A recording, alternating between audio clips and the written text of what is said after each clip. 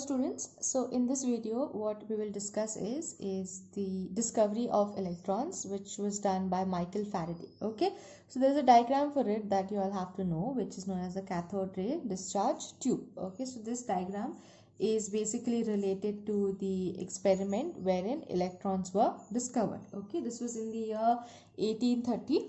Okay, and the experiment was done by Michael Faraday. Now he showed that if electricity is passed through a solution of an electrolyte. Okay, electrolyte is basically a liquid through which current passes. Fine, so I'm going to repeat that statement. Michael Faraday showed that if electricity is passed through a solution of an electrolyte, chemical reactions occurred at the electrodes which resulted in liberation and deposition of matter at the electrodes. Fine, so this is basically what was done is that if you take an electrolyte, okay, you take a liquid electrolyte which can basically let current pass through it. Okay, then there will be a chemical reaction which will occur, which will result in deposition of matter at the electrodes. Okay, so that was the basic theory, but now we will look at it in terms of this particular diagram. Okay, now in order to study electrons, protons, okay, there is a very important rule that we have to know, which is like charges repel each other and unlike charges attract each other. Okay, like charges as in negative are going to repel each other, positive are going to repel each other. Okay, whereas if you consider a positive and a negative, then they are going to attract each other. Okay, similarly in the case of magnets, okay, when you have the north pole and the north pole towards each other, they are going to repel each other, right? Yeah, but if you have north pole and then you have the south, okay, they are going to attract. Okay, they are not going to repel. Fine, so that was important for us to study. Now what happened is that in the mid 1850s, many scientists, mainly Faraday, began to study electrical discharge in partially evacuated tubes. The initial statement was with regards to an electrolyte, but here we basically took a tube. Okay, so there was a study of electrical discharge. Okay, electrical discharge as in discharge of electrons, because your electrons are the carrier of current. Okay, so electrical discharge was studied in partially evacuated tubes. Okay, partially evacuated tubes means you take a sealed tube that is made up of glass, and then one opening of the tube is connected to a vacuum. Okay, a vacuum is going to basically suck out all the gases which are present in here. Okay, so this is partially evacuated. Fully evacuated meaning the entire tube is under vacuum. There is no air, there are no gases at all. Fine, so this was partially evacuated because it had an opening, okay, through which the gases would go through the vacuum pump. Okay, so basically the cathode ray tube is made up of glass containing two pieces of metals. Okay, so there is a piece of metal over here and there's a piece of metal over here. Okay, so we have two pieces of metals on the either side. Fine, so this is it's there in your textbook also. If you all want, you can just refer to it. Fine, but I have drawn it over here so that I can mark and do the explanation. Okay, so basically you have electrodes. Okay, I hope you all know cathode is the negative electrode, anode is the positive electrode. These are made up of metals. Okay, the cathode and the anode are made up of metals. The electrical discharge through the gases could be observed only at a very low pressure and a very high voltage. Okay, so this is again very important for us. We need to know the conditions at which this particular tube is maintained. It is maintained at very low pressure. It is maintained at very low pressure and it is maintained at extremely high voltage. Okay, so these conditions are important. We need to know what are the conditions at which your cathode ray tube is present. So these two conditions are very important for us. Okay, the next is the electrical discharge. Okay, the electrical discharge through the gases could be observed at very low pressure and at very high voltages. So why are these conditions important?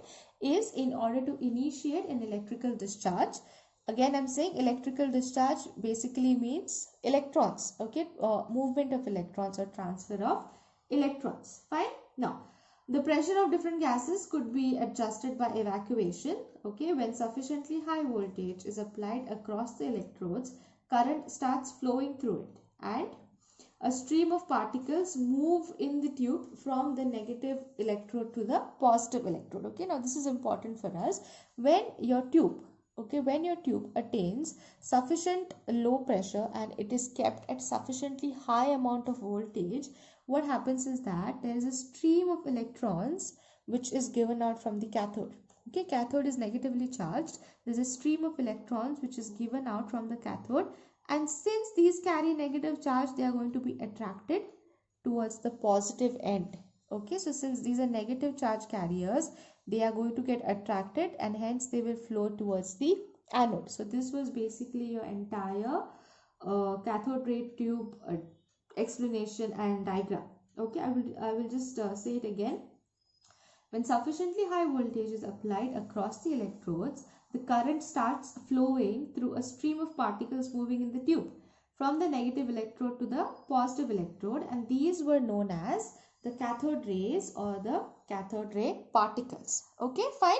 Now, initially when the experiment was made, the scientists did not know that these were electrons. Okay, they did not know that these were electrons. But what they concluded was that since the particles are moving from the negative end towards the positive end, they know that it has to be something that is opposite. Has to be something that is opposite to positive, which is getting attracted to the positive end, and hence that's how they came to know that electrons carry a negative charge. Only when they carry a negative charge, they can get attracted towards the anode, which is a positive end. Okay, now the thing is, if you have to ask, like basically metals are conducting in nature, right? Metals are conducting in nature, and that's how the stream of electrons is usually produced. Okay, but the only condition over here, it has to be at high voltage and it has to be at low pressure. Now there's a second addition to this. Okay, there is another diagram which I'll just show you all. Yeah, this one. Okay, so there is a second part to it. We will just read through first. The flow of current from the cathode to the anode was further checked by making a hole in the anode. That is the meaning of perforated. Okay, making a hole in the anode, as in you pierce small holes. Okay, you make it like a filter, like a sieve. Fine.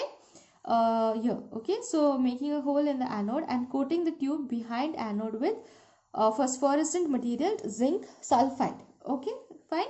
When these rays, after passing through the anode, strike the zinc sulfide coating, a bright spot on the coating is developed. So phosphorescent materials are the ones wherein if you hit them with electrons, they basically start emitting some amount of light.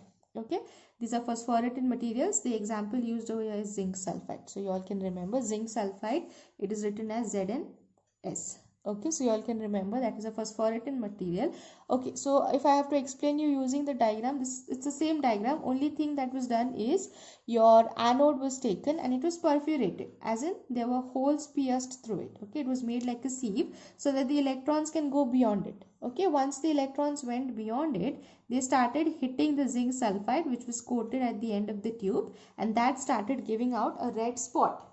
Okay, so this is basically like how when your electrons usually hit a surface, you start developing a red spot over there. They have also given like how this usually happens in televisions. Okay, so that was about the experimental part. Now what conclusions did he draw from this experiment? We will go through that. Okay, so these were the experimental summary. Fine, you all can avoid the scribbling everywhere here and there. Okay, I usually tend to write it. Fine. Now what we have to read it, the results of this experiment are important. So sometimes you can get a theory question as in state the conclusions of the cathode ray tube experiment. Fine. Now the cathode rays start from the cathode and they move towards the anode. Okay.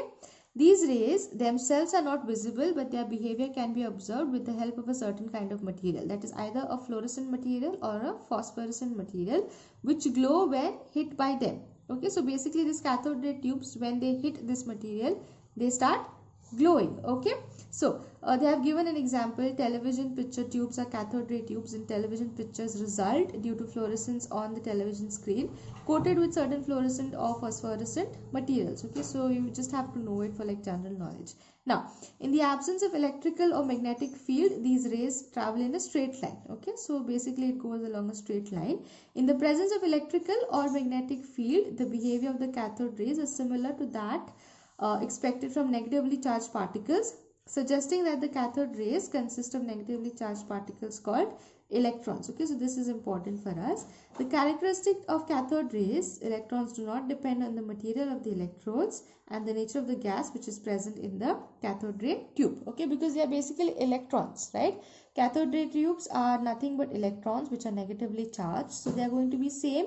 No wonder which metal you take. Okay, so the metal plates over here, this part wherein your cathode and anode is made of metal. Now if you change that metal and if you change the content, that is the gas is basically a carrier gas. So even if you change that, even then the electrons are going to be emitted in the same way. Fine. So from here we can conclude that electrons are negatively charged particles. Okay, and they basically move towards the anode, which is a positive center for them. Fine. So with that, I will stop with this video. This was the very first experiment in discovery of subatomic particles. Thank you.